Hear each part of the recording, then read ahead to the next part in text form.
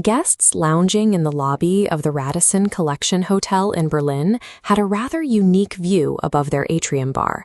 Stretching over 16 meters high, the Aquadome was the world's largest freestanding cylindrical aquarium.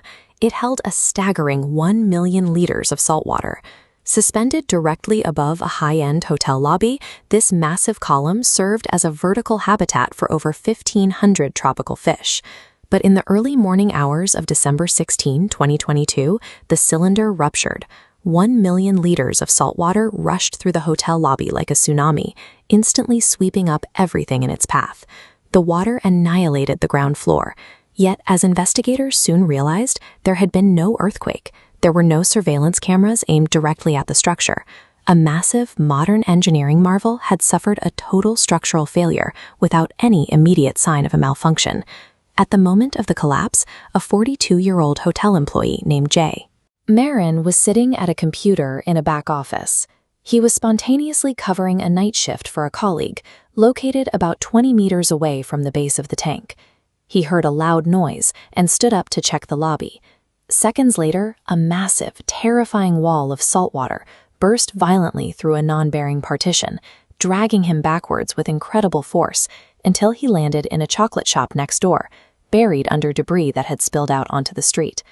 Pinned underwater and unable to move, Marin timed his breaths, forcing out calls for help every 30 seconds until the Berlin Fire Department finally heard him and pulled him from the wreckage. Marin survived with minor injuries.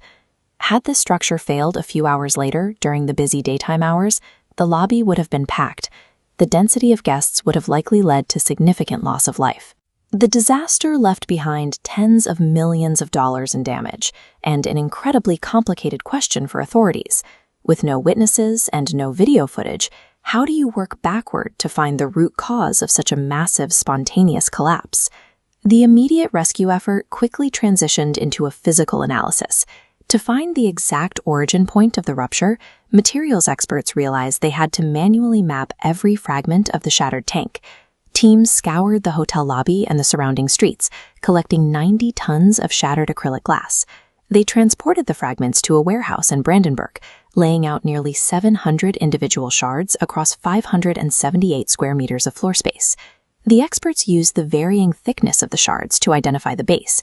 Because the cylinder wall was engineered to be thicker at the bottom to withstand higher pressure, they could slowly determine the original position of each piece. This reconstruction stood in stark contrast to how the tank was originally built. In 2002, 15 massive panels were manufactured in Colorado, shipped to Germany, and glued together inside the lobby using a proprietary process to create a seamless view. Meticulously mapping these 700 pieces was the only way investigators could locate the microscopic point where the material first gave way. The investigation focused on the material itself. Despite the name acrylic glass, the tank was actually built from a plastic polymer, and plastic responds to its environment in ways that traditional glass does not. Acrylic absorbs moisture. Over years of holding back 1 million liters of water, the material becomes saturated, causing the surface to physically expand. When that material dries out, the reaction reverses. The acrylic aggressively shrinks and pulls tight, creating significant tension across the structure. Between 2019 and 2020, the Aquadome was drained for an extensive renovation. If the tank remained empty for too long, the shrinkage could have caused microscopic cracks to form on the surface. During that same renovation, investigators found that workers used hammers and chisels near the base of the tank to repair leaking gaskets.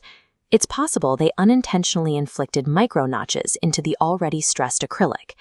The investigators concluded that this combination of material shrinkage and minute physical damage transformed the massive tank into a structure under unsustainable internal tension, waiting for a final catalyst to fail.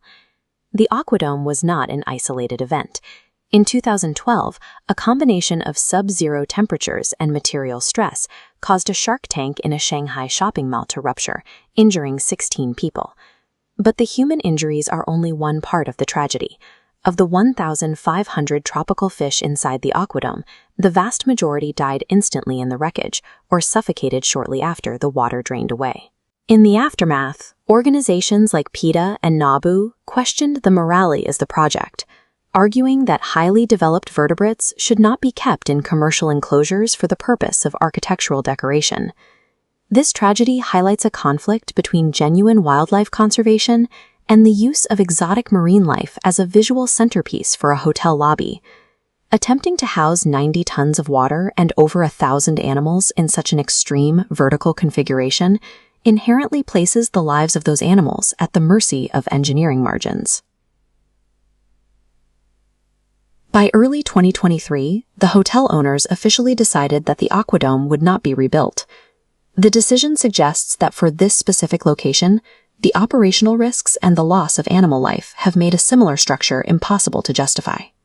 The collapse of the Aquadome leaves a void in the Berlin hotel lobby, a reminder that the ocean is not easily packaged, and that the tension between human spectacle and the natural world can sometimes reach a breaking point.